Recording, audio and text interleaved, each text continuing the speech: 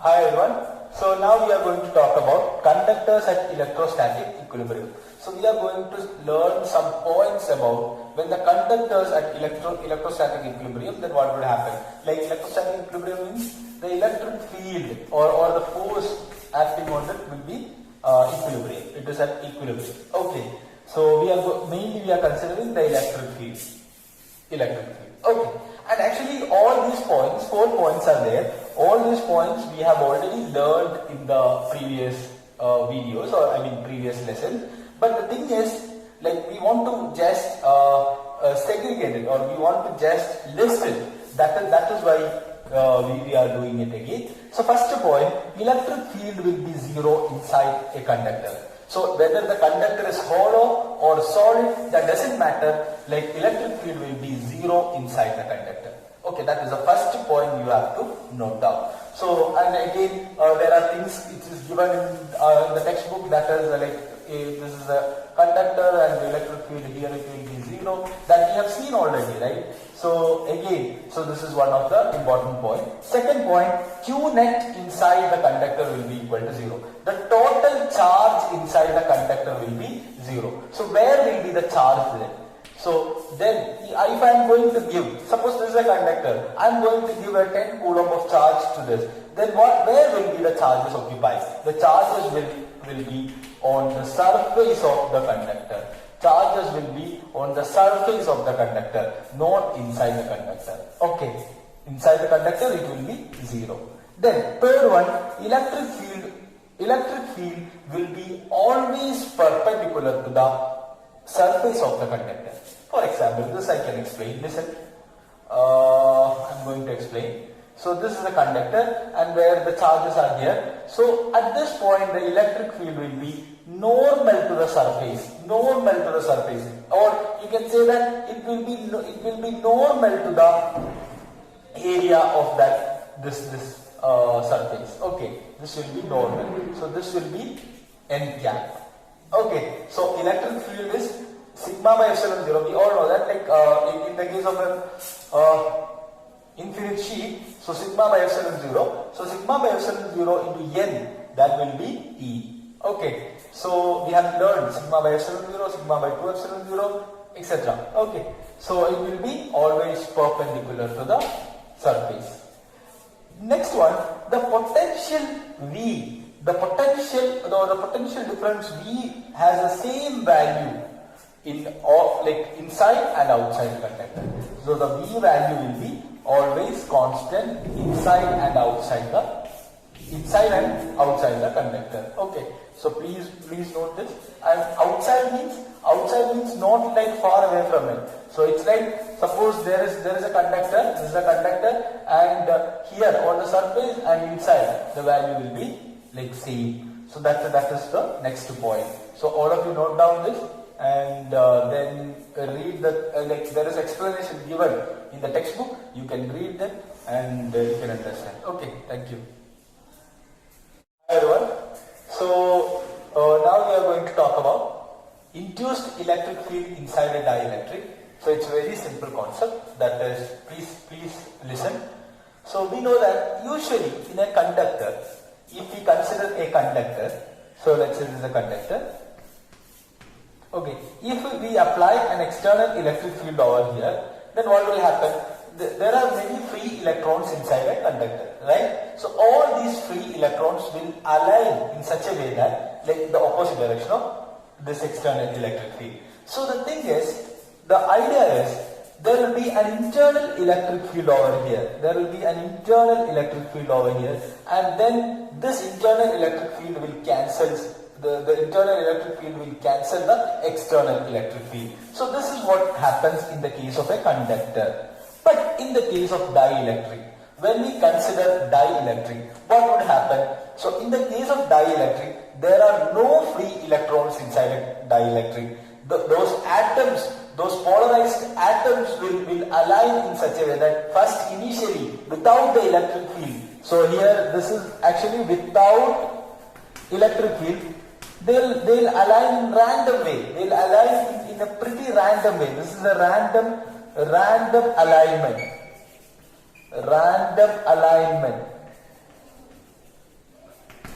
what will happen if we apply an external electric field here? So they'll align in such a way that like there will be a uniformity in that alignment. There will be a uniformity in this alignment. So this thing is known as, like, this is known as the polarization. I mean, there will be a polarizing effect over here, and like induced electric field will be there. But the induced electric field, there will be an E internal or E induced.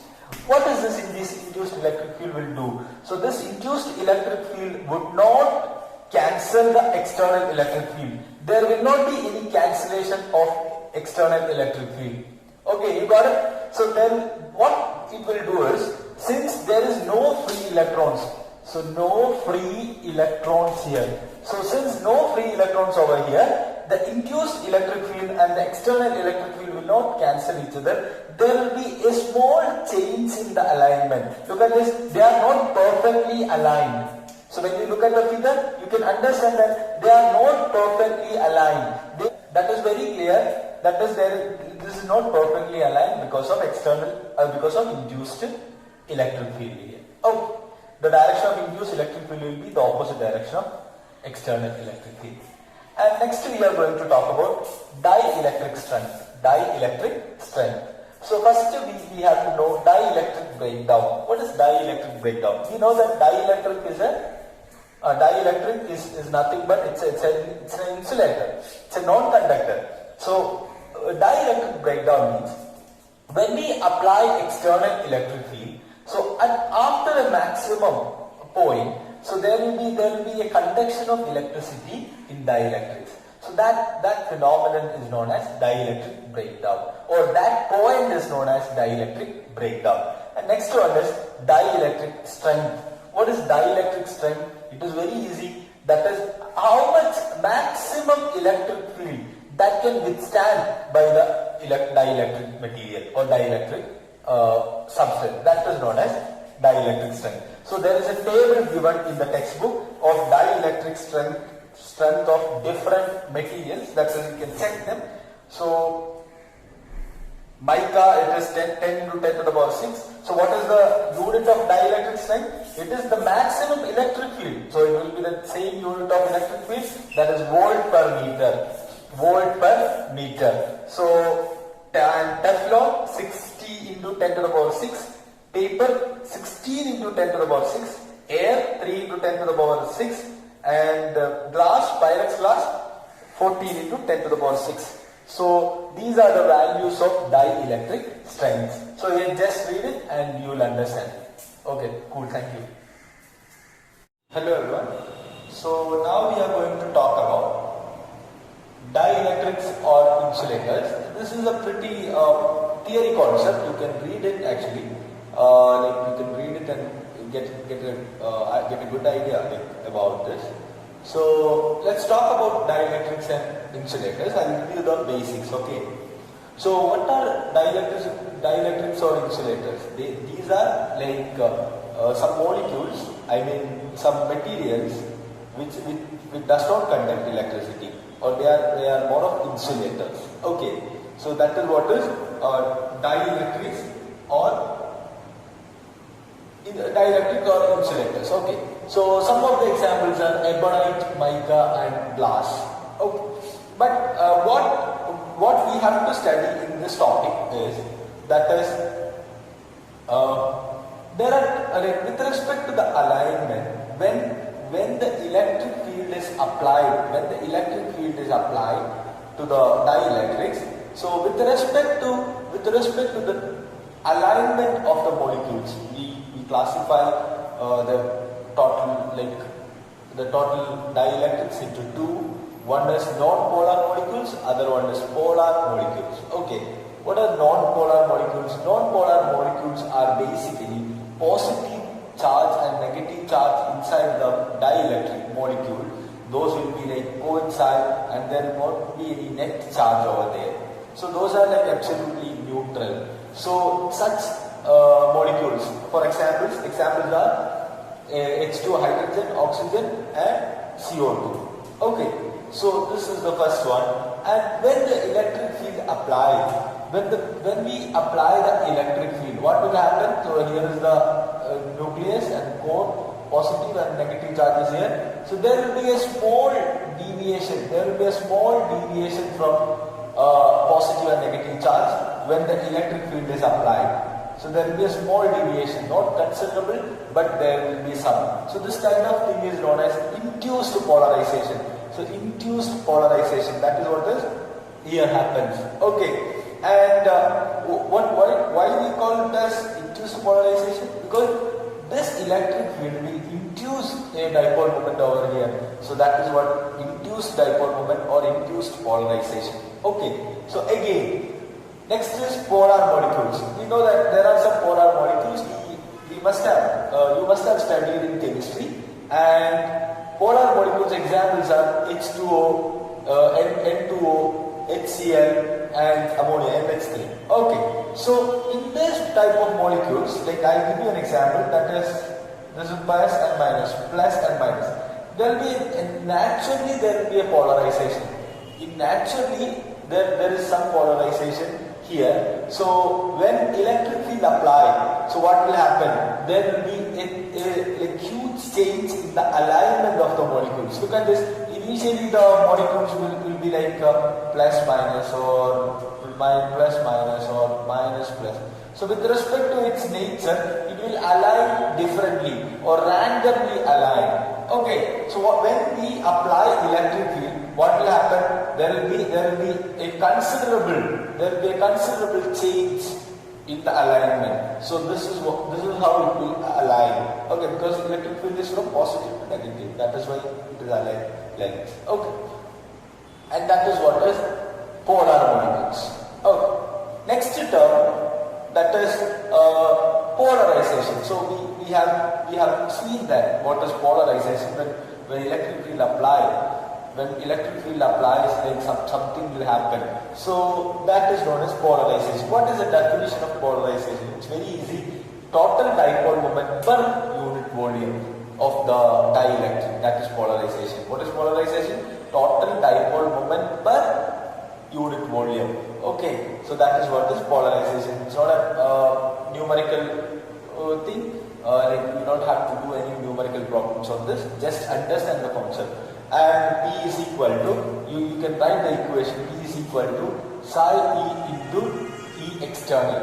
So, or I can simply say that P is proportional to E external, which means if external electric field increases, so polarization will increase. So that is the situation, and this term is known as susceptibility. This term is known as susceptibility. It's just like a constant. So in conductors we have permittivity, right? So similarly, susceptibility, this is defined for dielectrics. Okay, so this is all about insulators and dielectrics, and read the textbook once more and you will get it. Okay, thank you. Hi everyone. So now we are going to talk about electrostatic induction.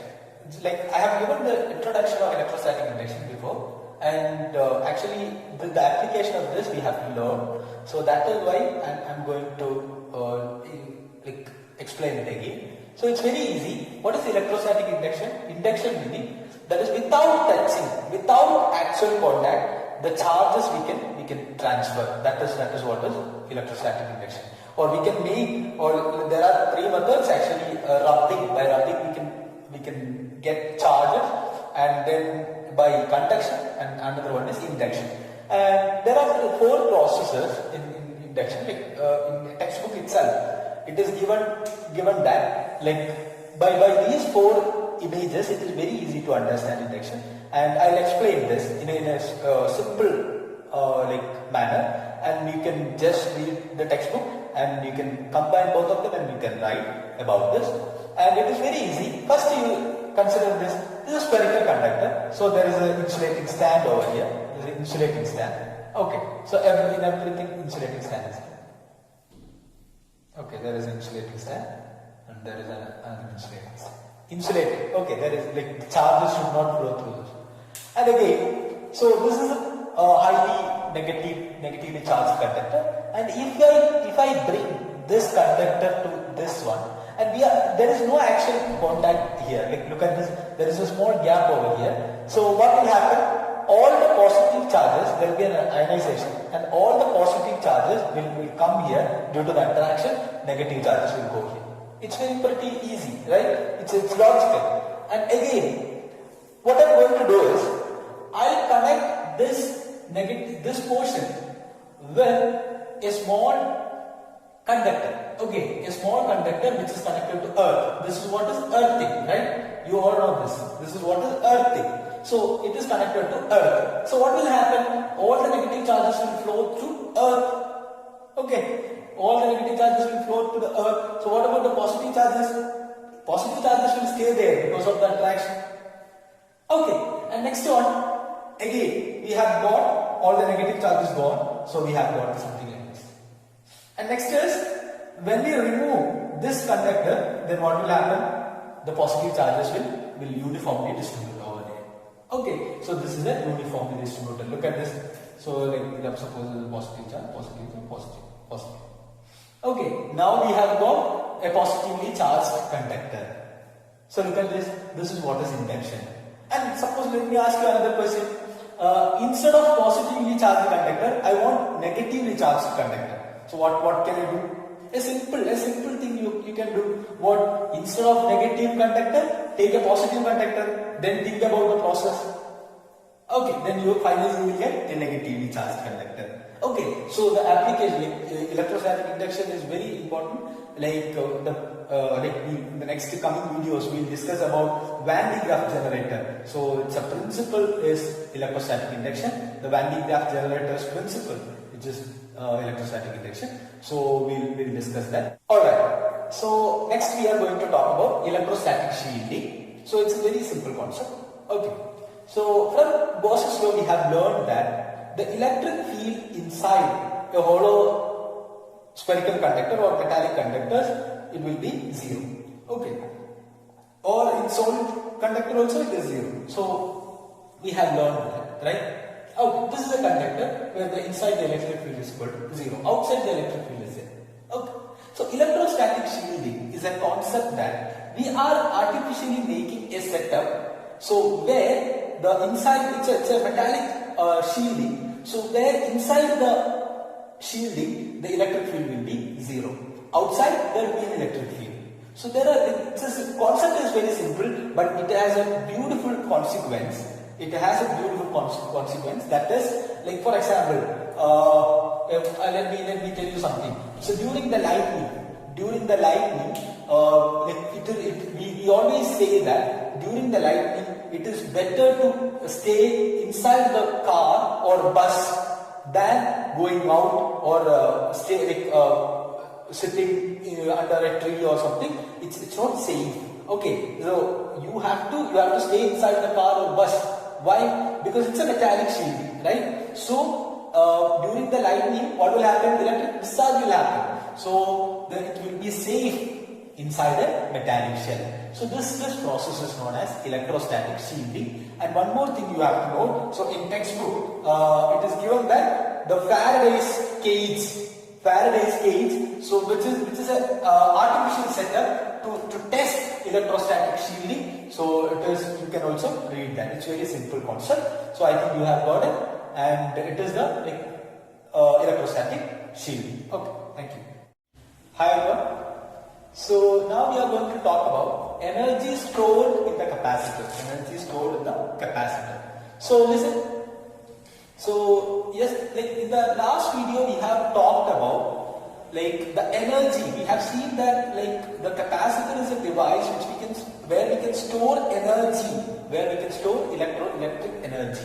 So when like in the first way, like do you remember? Like I have told you, whenever we define something in physics, we have to measure that thing.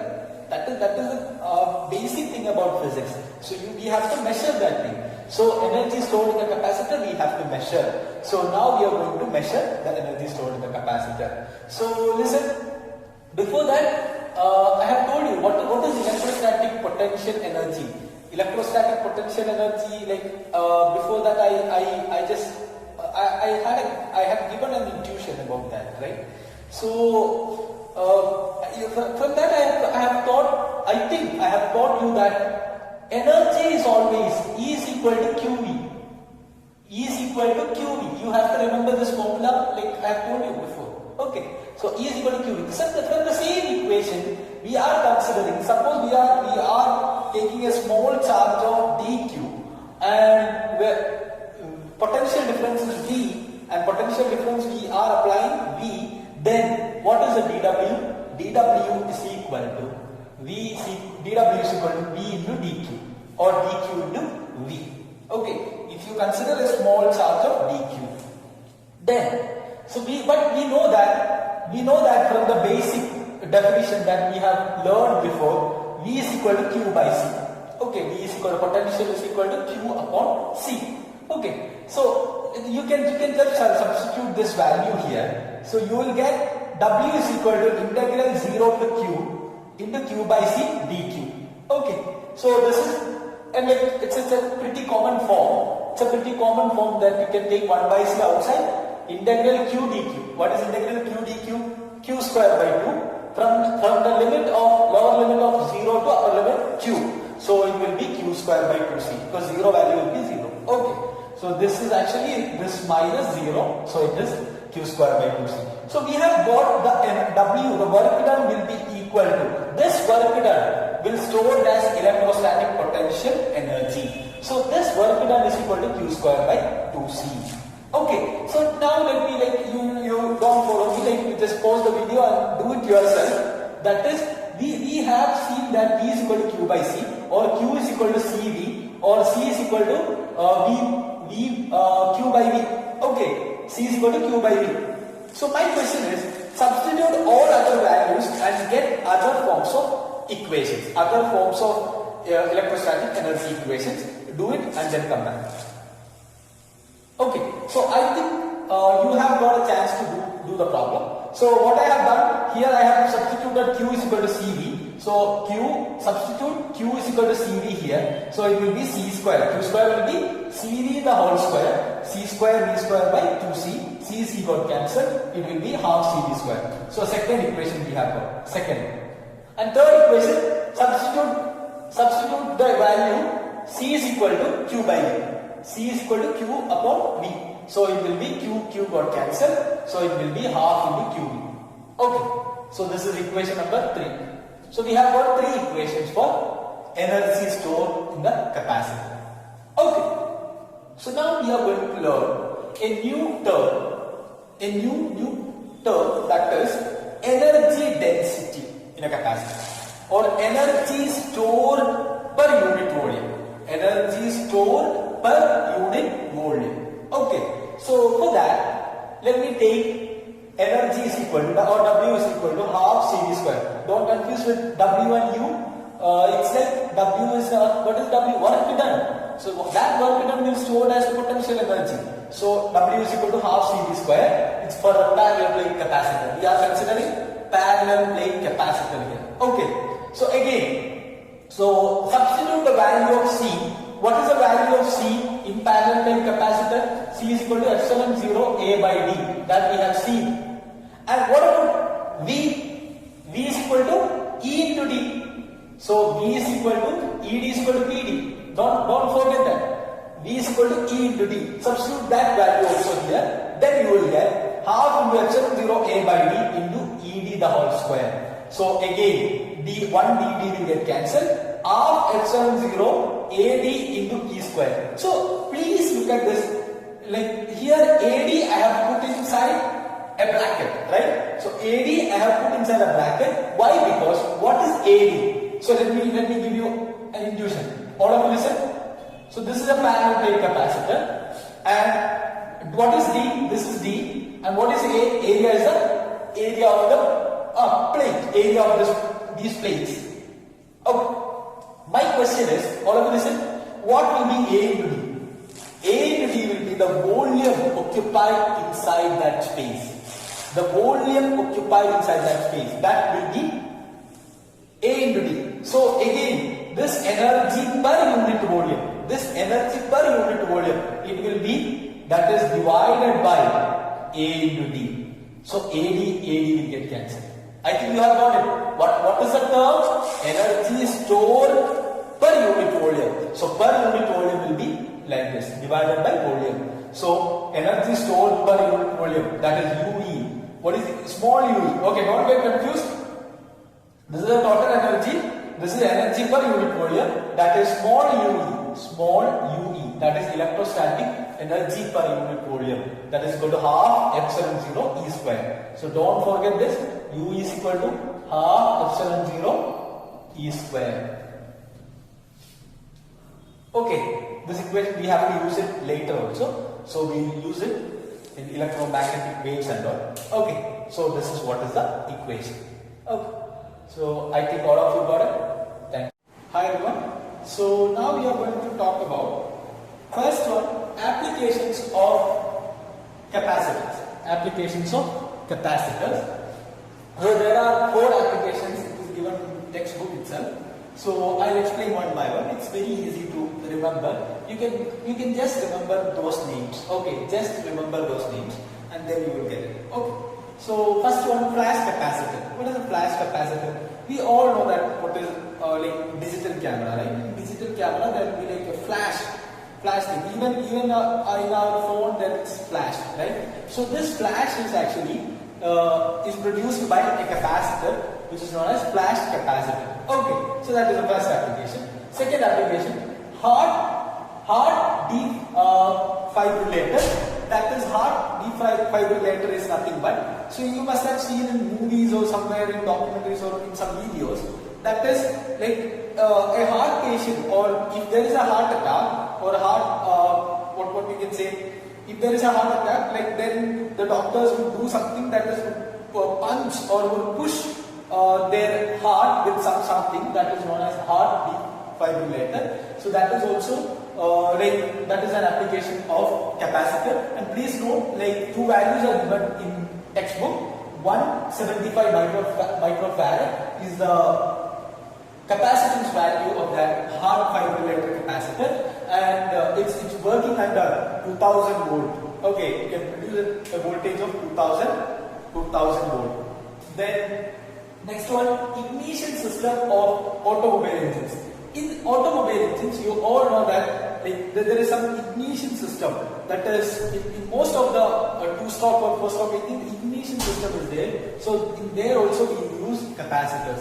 So in power systems, we have to reduce the power fluctuations. So we try to reduce power fluctuations by using capacitor. And also there is like, if you want to increase the efficiency of the power system, we can use the capacitors as okay. So then there are some disadvantages as well. So there are some disadvantages. But the disadvantages are not very sound. That is like there will be some disadvantages for everything, right? So, but capacitor, I believe that capacitor is the biggest thing that God had given to us. That is, capacitor is the biggest thing, and even like I remember one thing. My teacher used to say, that is, if one day some god or goddess came and then he comes and asks us like what you want exactly, then my teacher used to say that like he wants to get one capacitor with infinite capacitance, the capacity which is infinite capacitance. So you just remember about that. So if there is a capacitance which has infinite capacitance, then we can store the charges. We can store all the charges. We know that in the atmosphere charges are available, right? Even in the time of lightning, we get some charges. So we can store all the charges in that particular capacitance. So that's eventually I said it's not a big deal. Okay. So then let's talk about the disadvantages. And okay, so what are the disadvantages? The disadvantages are like one thing, when we switch off the capacitor, the charges will not drive out completely. So the capacitor still works in some time, like in some short span of time. So that is a major disadvantage. So one example, in earlier times when I was a kid, my dad used to say, or my mom used to say, like when after switch off the TV, do not touch the TV again, or especially the back side, because like there will be some charges over there. There will be a chance to have an electric shock because of that. So that is a disadvantage, but that is not, when we compare with the applications or advantages, this is not a big deal. And let's continue the discussion. And now we are going to talk about something which is the gravity of this topic is very important. Why? Because there are two reasons. One is, obviously, you can expect numerical, logical problems from this topic. Second one, when you study, like after this topic, you will learn current electricity. In current electricity, the same idea, the same kind of logic, you will get surprised actually. Like the same kind of logic you can use in current electricity as well. Okay, so you will learn in the next chapter. Okay, so let's talk about series and parallel connection of capacitor. Series and parallel connection of capacitors. So first of all, you just understand what we want to learn. We want to get, or we want to learn the capacitance value of these combinations of capacitors. We want to get the capacitance. So in series and parallel combination of capacitors, we want to find out the capacitance. What will be the effective or net or total value of capacitance? Okay, so let's talk about that. First we will discuss series combination, then we will talk about parallel combination. In series combination, there are three capacitors. I have connected three capacitors in series. So you know that what is series? Series means one is connected to other one. One is connected to other one. So that is what is series. So then in series connection, like C1, C2, C3 are connected in series connection. So one thing you have to know that the total voltage that I'm going to provide, that is equal to V. Okay, so this is what is the total voltage. And obviously in series connection, that we all know that, like you might have studied in class 9, the resistor series parallel combination, where you must have studied that in series connection, the voltage will divide, or the voltage will divide into V1, V2 and V3. And what about charge? For example, if you can think about the resistance series connection, what about the current in resistance series connection? It will not divide. Current will be always same. So charge is same, voltage is different. Similar way, current is same, voltage is different. So I can say that charge same in series, and then what about voltage? Voltage different. Okay, so again I can say that V1, V2 and V3. But what about the net voltage or total voltage? That is V. Okay, so we can say that so we all know that there is no energy, there is no energy wastage here. So total voltage will be V1 plus V2 plus V3. So V is equal to V1 plus V2 plus V3. So if someone is asking you, like, what is the how can you justify this? You can say that energy conservation, because energy, you cannot waste any energy here. There will not be any chance to have a wastage of energy. Okay, so V is equal to Q by C1. Again, why Q by C1? Because we know V is equal to Q by C. Okay, V is equal to Q by C from the basic equation. So V is equal to Q by C1 plus Q by C2 plus Q by C3. So why Q? Because Q charge will not divide, charge will be same. Again, so what is V? V is nothing but Q by C. So I for the convenience, like I would like to give CS. What is CS? CS means capacitance value in series. Okay, Q by CS is equal to Q by C1 plus Q by C2 plus Q by C3. So all the Q's you can cancel each other. So in LHS and RHS, Q common. So cut all the Q's.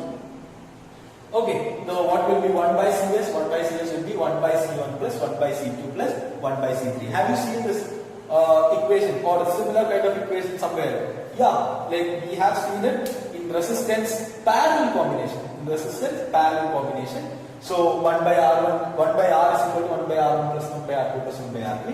So the same idea you can use it. So you will get surprised when you learn current electricity. So the same idea, same logic you can use over there. Okay. So again, if here three capacitors are there. So if n number of capacitors are there, then 1 by Cs will be 1 by C1 plus 1 by C2 plus 1 by C3, etc. till 1 by Cn. Again, I can say that if all the values of capacitors here C1, C2, C3, instead of different values, suppose all of them are C, then what will be the value? 1 by Cs will be equal to 1 by C1 plus 1 by C plus 1 by C up to n. Okay, so this will be n by C. This will be n by C. Or what about Cs? Cs is equal to C by n.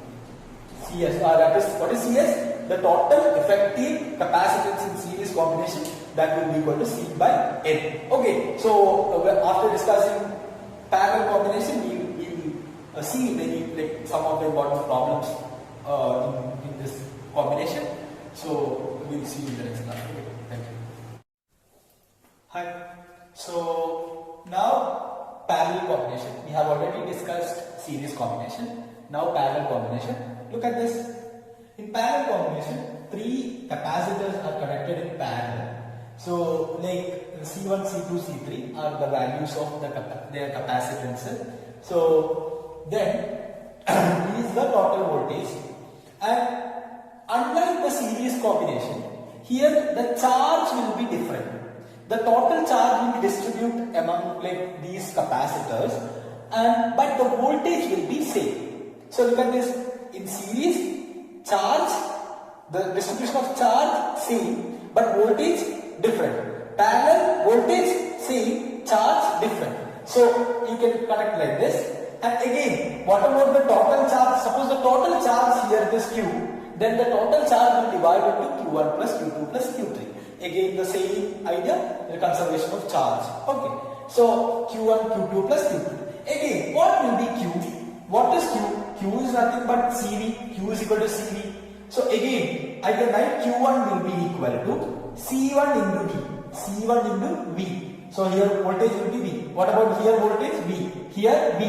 What are V? Okay. So C1 into V plus C2 into V plus C3 into V. So what is Q actually? Q is the total charge. Total charge will be total capacitance Cp. So for the convenience, I am going to give the name Cp. Cs for series, Cp for parallel. So Cp into V, that will be equal to C1 into V plus C2 into V plus C3 into V. Okay. So again, what about V? V will get cancelled because in RHS and LHS V common, and Cp will be equal to the parallel effective capacitance will be equal to C1 plus C2 plus C3. Suppose there are n capacitors. There are n capacitors, then Cp will be equal to C1 plus C2 plus C3, etc. till Cn. Okay. Again, what about if all the capacitance value is equal to C, then the effective value will be Cp is equal to n into C. Cp will be equal to n into C. Okay. So again, so we have seen that the total effective capacitance in series combination will be C by n when all the capacitance values are equal. Okay, C by n. What about parallel? N into C. So let's take the ratio. Cp by Cs is equal to Cp NC divided by C by n. That is will be equal to n square. I think you have got the idea. Suppose 10 capacitors. 10 capacitors are connected in series and in parallel. Okay, first the series and then parallel. Then what about the effective capacitance of series? The ratio of effective capacitance in parallel divided by series. Again, once more, I repeat. The ratio of effective capacitance in parallel to series, that will be equal to n square. In this case, 10 square. It will be 100. Okay, so you can consider Cs by Cp also. It will be 1 by n square. Okay. So again, so let's discuss some questions and some short tricks. And these are not actually short tricks. I mean, like in algebra, you must have studied this. You must have already studied this. Again, look at this. First thing, it's a simple question. 3 resistors are connected. All the values are 3 microfarad. It's not ohm, it's microfarad. So what is the thing, like the interesting fact is when we learn current electricity and electrostatics, then you will get confused with those things. But actually it is very helpful because you can remember like here series is like that, there series is like that, parallel, there parallel like that. Okay, so it's not a big issue. So it's not ohm is in the case of resistor. It's let's say it's microfarad. Okay. So again, here 3 capacitors are connected. Their values are 3 microfarad, 3 microfarad and 3 microfarad, and all are 3. Then what will be the effective value? You are not supposed to do like 1 by CS is equal to 1 by C. No, it's like we have already seen that. What is CS value? C by N. So C by N means 3 by N. What is C? That is the effect, capacitance value of 1. So that is 3 divided by number. N, total number of capacitors, that is equal to 3. 3 by 3, the value is equal to CS is equal to 1. 1 microfarad. Okay. Again, next is this is also series. So series 2 microfarad and 4 microfarad. 2 microfarad and 4 microfarad. So this is what is so special about this? So you can do it by 1 by, I will write 1 by CS is equal to 1 by C1 plus 1 by C2, or 1 by CS is equal to C1 plus C2 divided by C1 C2. That is LCM. I have taken the LCM. So what about CS? C1 C2 divided by C1 plus C2. So you can do it like this. So 2 into 4 divided by 2 plus 4. 2 into 4, 8. 8 by 6. That is equal to 4 by 3 microfarad. 4 by 2. Okay. So this kind of questions you can expect many places, because not only direct question, maybe some part of this question, one question it would be like this. Okay. So 2 and 4. What are the property of that number? 2 and 4. What are the property of those numbers?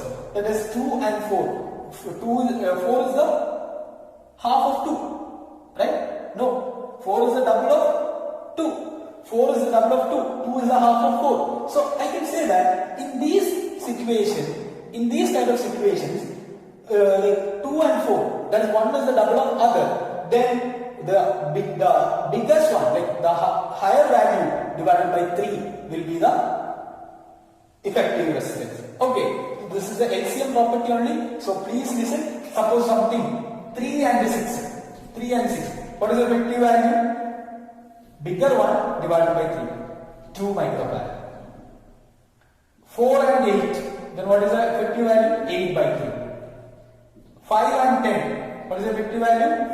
10 by 3. Like, okay, so this might be like, you can expect it as some part of some questions. So do not work out this, because we already know this kind of equations, right? Okay. So that is about series and parallel, and let's solve some problems on this in the coming video. Thank you.